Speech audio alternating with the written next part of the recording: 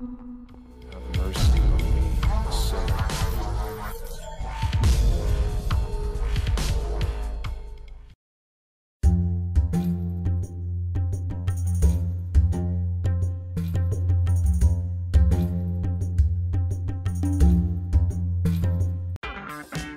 Британские ТСН Датимес и Четвертый канал провели журналистское расследование и выяснили, что богатые иностранцы могут получить паспорта Великобритании, не раскрывая полного источника своего богатства, то есть скрыв часть информации о себе от британских властей. Чтобы сделать такой вывод, корреспонденты провели эксперимент, длившийся около 3 месяцев. На основе расследования был снят фильм, который выйдет на телеэкраны в понедельник, 22 июля. Оказалось, что лицам с небезупречным бэкграундом заполучить британскую золотую визу помогают посредники в компаниях, оказывающих консультационные услуги при получении инвестиционных виз. Этих советников сняли на скрытую камеру. Как пишет ТСН Датимес, среди тех, кто получил золотые визы, есть выходцы из постсоветского пространства, в их числе и сын беглого казахстанского банкира Мухтара Аблязова. Мадияр Аблязов, 27-летний казахстанец, заплатил за инвесторскую визу, будучи студентом в 2008 году, используя деньги, подаренные отцом Мухтаром Аблязовым, политиком, который борется с обвинениями в растрате и ненадлежащем управлении миллиардами фунтов банковских активов. Сам Аблязов заявляет, что обвинения против него политически мотивированы, говорится в статье британской газеты. Также в этот скандальный список входят Замира Гаджиева, жена осужденного в Азербайджане банкира Джахангира Гаджиева. Она первая иностранка, арестованная в Великобритании за легализацию незаконно полученных средств.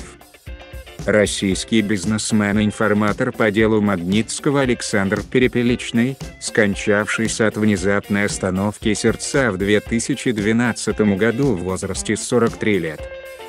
Украинский олигарх Геннадий Боголюбов, купивший дом в Лондоне за 62,5 миллиона фунтов. Он обвинялся, вместе с магнатом Игорем Коломойским, в банковских махинациях и целой серии преступных транзакций с участием украинского Приватбанка. В июле 2017 года британская The Guardian сообщала, что Мадияр Аблязов получил британский вид на жительство в 2013 году, подав на инвесторскую визу, для чего его отец Мухтар перевел на его имя в швейцарский банк более 1 миллиона фунтов стерлингов.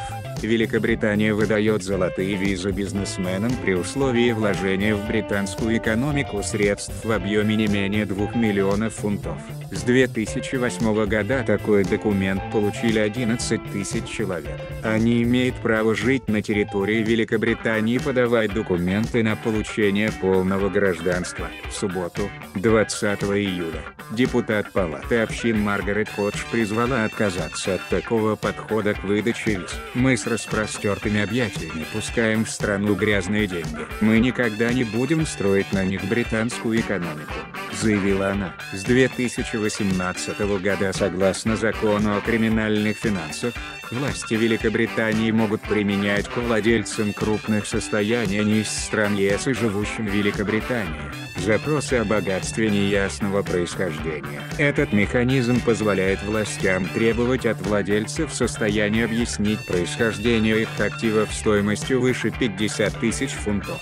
В случае, если владельцы не смогут убедить власти в законном происхождении активов, эти активы могут быть арестованы. При этом британские власти пока прибегали к подобному механизму только 3 раза. На этом у нас все. Кому понравилось, ставим лайк, подписываемся на канал, жмем на колокол, чтоб не пропустить новое видео.